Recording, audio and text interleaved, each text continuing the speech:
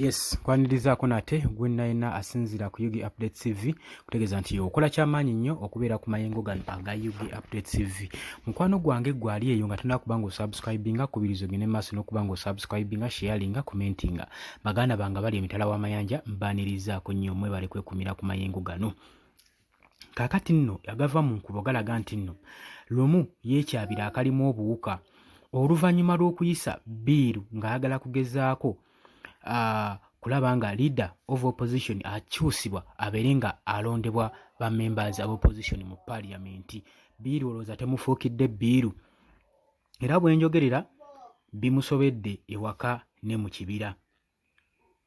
Omukyala MP omukyala awanjikiddwa nga Shamim Malende ayimuse n'obwetaavu obw'ekitalo ng'ali siriyasi nnyo mu kakiiko mu parliament akabadde kakubiddwa olunaku olwaleero. Shamim Malende agamba nti nno bbiiru eya introducingirwa ne Richard Lumu abuuza ebibuuzo era abadde mukambwe nnyo mu parliament ng'abuuza direct nga yibuuza Richard Lumu obanga bbiiru eno mu kugikola byonna bye yateeka mu bbiiru eno yasooka konsalutinga na kwebuuzaako ku mukama we wa leader of opposition Yoweri Ssennyonyi, era n'ayongera n'amubuuza protocol zonna nga bwe kyetaagisa bw'otyo wazigoberera nga tonnaleeta bbiiru eyo ku mmeeza zonna wazigoberera. Lumu ng'ata maaso bwe yeetakula ennyindo. Bwe tubadde mu lutuula Lumu lw'atajja kwerabira era lwakyaya obulamu bwe bwonna bukyangajja mu parliament, Malende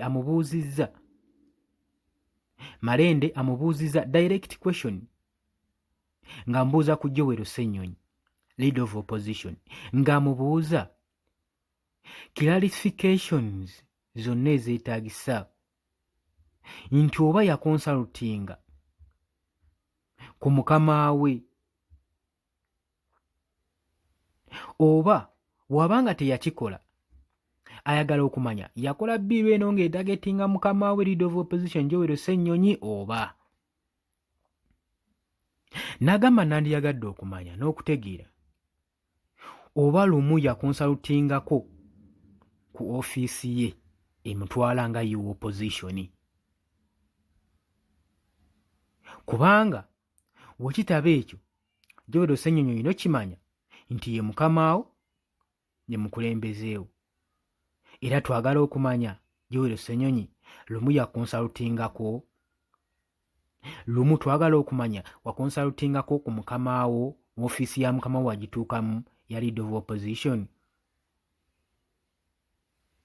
watuukayo bino abyogedde abuuza Lumu nga ye watuukayokko n'okola interaction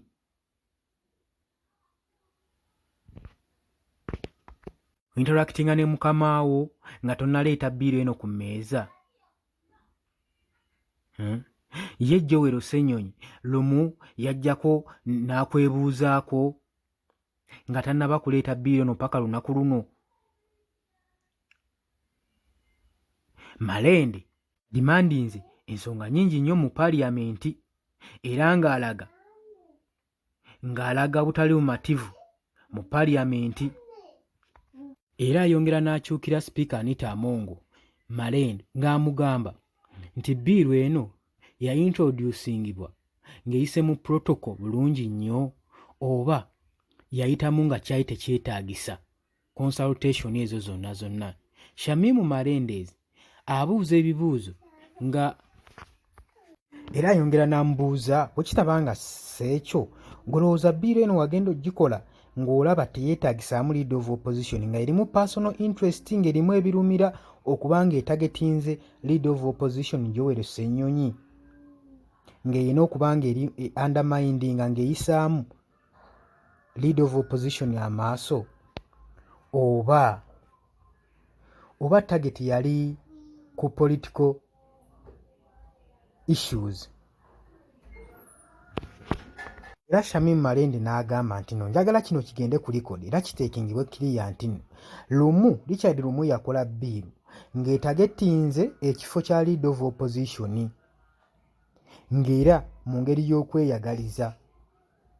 Era kitabo ekyo twagala wabeerewo transparency matter ku nsonga eno ki ekyaliwo ekigendere kubanga ensonga teziyinza kumala gaggwawo ezityo.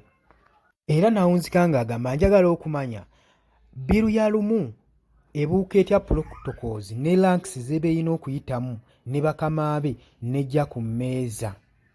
Kitegeeza ki? Nkitegeeza nti nno mu ngeri eri political ebintu mu parliament batandise obitwala kifuula nnenge era mata ziyinza okwaseninga ne zirwaizingibwa ku ngeri Speaker Anita Amongo gy'akwatamu akakiiko aka parliament olw'ensonga nti nno Lumu's bill teyayita mu mateeka era teyayita mu protocols yabuuka ranks okubanga etuuka ku mmeeza eya Speaker Anita Amongo.